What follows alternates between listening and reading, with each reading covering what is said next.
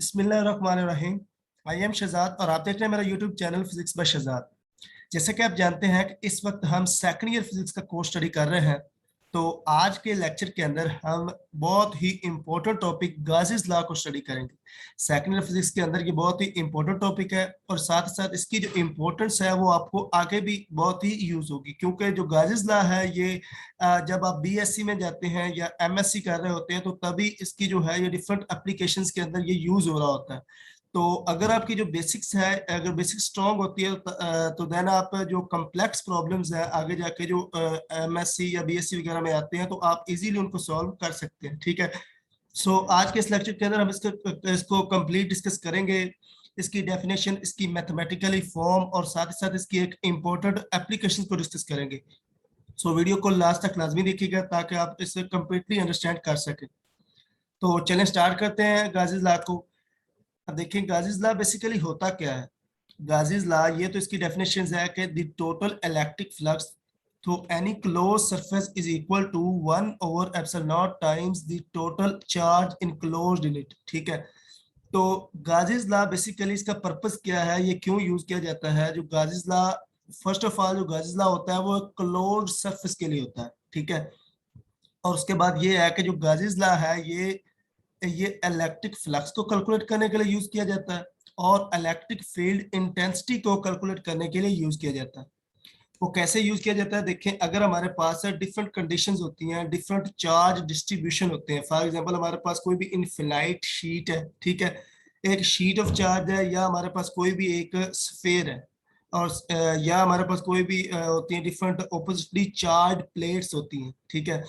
In different cases के अंदर आपको इलेक्ट्रिक फ्लक्स और इलेक्ट्रिक फील्ड इंटेंसिटी को कैलकुलेट करने के लिए ये गाजिस लॉ बहुत ही इंपॉर्टेंट होता है। तो आज के लेक्चर के अंदर हम ये सब डिस्कस करते हैं। The total electric flux through any closed surface is equal to 1 over epsilon naught times the total charge enclosed in it। ये हो गया इसकी डेफिनेशन के ये होता है जी 1 over epsilon naught times the total charge। यहाँ पर क्यों हमारे पास चार्ज है, ये इसकी मैथमेटिकली फॉर्म है। अब ये कैसे आई, हम ये ड्राइव करते हैं। ठीक है। ये देखिए फॉर एग्जांपल ये आपको एक फिगर नजर आ रही होगी कि फर्ज करें कि आपके पास कोई भी एक आर्बिट्रेरी सरफेस है। ठीक है। ये हमारे पास एक आर्बिट्रेरी सरफेस है, इसके ऊपर डिफरेंट चार्जेस डिस्ट्रीब्यूट किए हुए हैं। यहाँ पर आप देख सकते हैं ये हमारे पास Q1 है और ये Q2 है, Q3 है, इस तरह से आगे Q4 Q5, ठीक है, Qn तक हमारे पास ये एक चार्जेस डिस्ट्रीब्यूट किए हुए। ये देखिए जो आर्बिट्रेरी सरफेस है इसका मतलब है इसके ऊपर जो फील्ड है वो नॉन यूनिफॉर्म है। ठीक है। चार्जेस जो है वो नॉन यूनिफॉर्म अरेंज किए हुए। अब Q1 जो है इसकी अपनी इलेक्ट्रिक फील्ड होगी। ठीक है। इलेक्ट्रिक फील्ड होगी, इलेक्ट्रिक फील्ड लाइंस होगी। इस तरह से Q2 है, इसकी अपनी फील्ड होगी। इस तरह Q3 है, इसकी अपनी फील्ड। ठीक है। Qn तक ये इसकी इनकी अलग-अलग जो होती हैं वो इलेक्ट्रिक फील्ड्स होती हैं, इलेक्ट्रिक फील्ड लाइंस होती हैं। जो इनकी फील्ड स्ट्रेंथ है, ठीक है, वो गाजिस लॉ डिफाइन करता है। अब हमने वो फाइंड करनी है, या यूं कह लें जो field strength mean electric flux. तो अब देखें जो Q1 है इसके ऊपर जो इलेक्ट्रिक फ्लक्स है, देखिए electric flux due to Q1 ये हमारे पास होगा φ1 is equal to Q1 over epsilon naught times. ठीक है। हमारा ये हो गया Q1 के ऊपर जो इलेक्ट्रिक फ्लक्स। अब हमारे पास जो Q2 है इसके ऊपर अगर इलेक्ट्रिक फ्लक्स देखें तो हमारे पास हो जाएगा Q2 over epsilon naught times. इस तरह से Q3 के ऊपर देखें तो Q3 over epsilon naught times. ठीक है। इस तरह से चलता जाएगा तो Qn तक हमारे पास जो इलेक्ट्रिक फ्लक्स होगा, ये देखिए हमारे पास अगर ये देखें यहाँ से ये इस तरह से चलता जाएगा। और अगर हमारे पास जो φn होगा वो क्या होगा, ये देखें हमारे पास है φn। तो φn इक्वल होगा Qn। ठीक है। Qn over epsilon naught times, ये एप्सिलॉन नॉट टाइम्स है। ठीक है। Qn over epsilon not time, तो ये हमारा होगा Qn तक इलेक्ट्रिक फ्लक्स। अब हम क्या करते हैं, टोटल कर लेते हैं, सबको ऐड कर लेते हैं। ये देखिए टोटल इलेक्ट्रिक फ्लक्स अगर देखें तो टोटल इलेक्ट्रिक फ्लक्स हमारा ये होगा phi 1 plus phi 2 plus phi 3 up to so और इस तरह से phi n तक, ठीक है। अब यहाँ पर देखिए तो हमारा जो phi 1 था वो था Q1 over epsilon naught times Q2 over epsilon naught times था हमारे पास phi 2, इस तरह से phi n जो था वो Qn ओवर एप्सिलॉन नॉट। तो यहाँ पर अगर आप गौर करें तो हमारे पास जो एप्सिलॉन नॉट टाइम्स है 1 ओवर एप्सिलॉन नॉट, ये एक कॉमन आ रहा है, ये सभी में सेम है, ठीक है।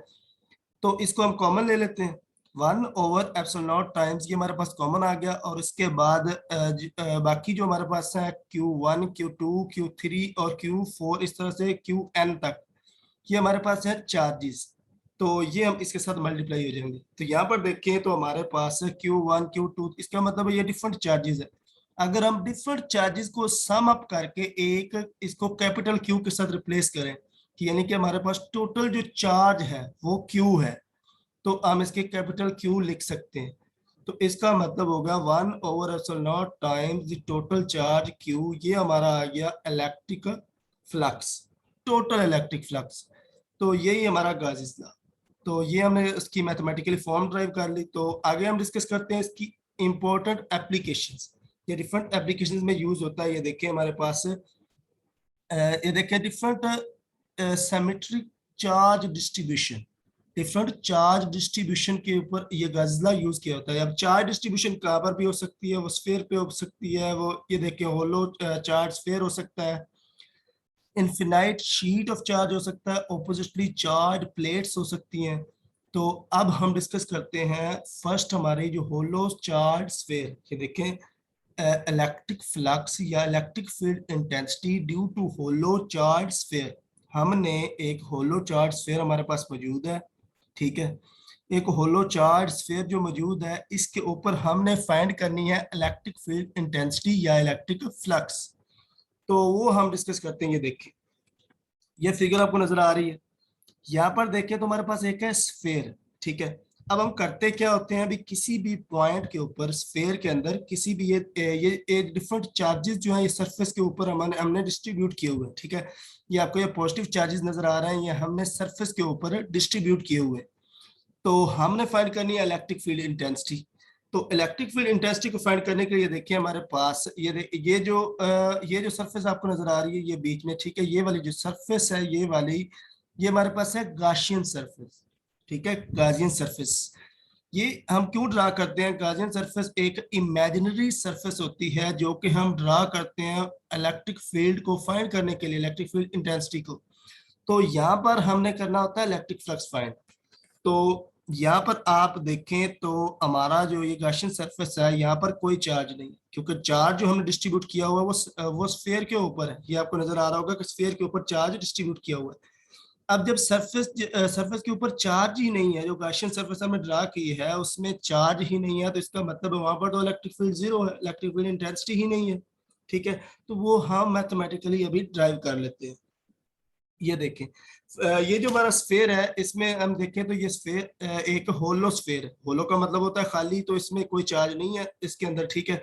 और ये एक कंडक्टिंग है, ठीक है। ये स्फीयर जो है ये कंडक्टिंग है, और जो पॉजिटिव चार्ज हमने इसको दिया है वो सरफेस के ऊपर है। तो यहाँ पर देखें तो बाय डेफिनेशन अगर देखें तो हमारा फ्लक्स होता है Q over epsilon naught times, ठीक है। गाजिस लॉ में अभी हमने पढ़ा कि फ्लक्स जो होता है Q over epsilon naught times. अब जब चार्ज ही नहीं है तो इसका मतलब है जो ये Q है, ये वाला Q जो है ये जीरो है, ठीक है। जब ये Q जीरो है तो जीरो और समथिंग तो जीरो ही होगा, तो इलेक्ट्रिक फ्लक्स जो होगा वो जीरो होगा। अब डेफिनेशन के मुताबिक देखें तो फ्लक्स की डेफिनेशन थी E A cos थीटा, ठीक है।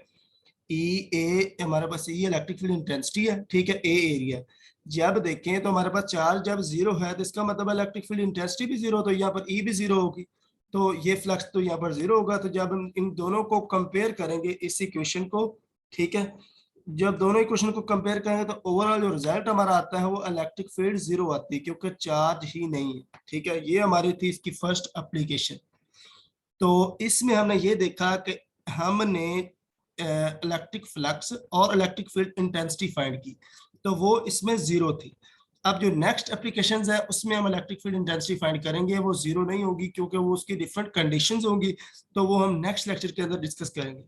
सो आज के लेक्चर के लिए इतना ही। अगर लेक्चर अच्छा लगा तो अपने दोस्तों के साथ शेयर करें और साथ ही साथ चैनल को सब्सक्राइब कर दें। शुक्रिया।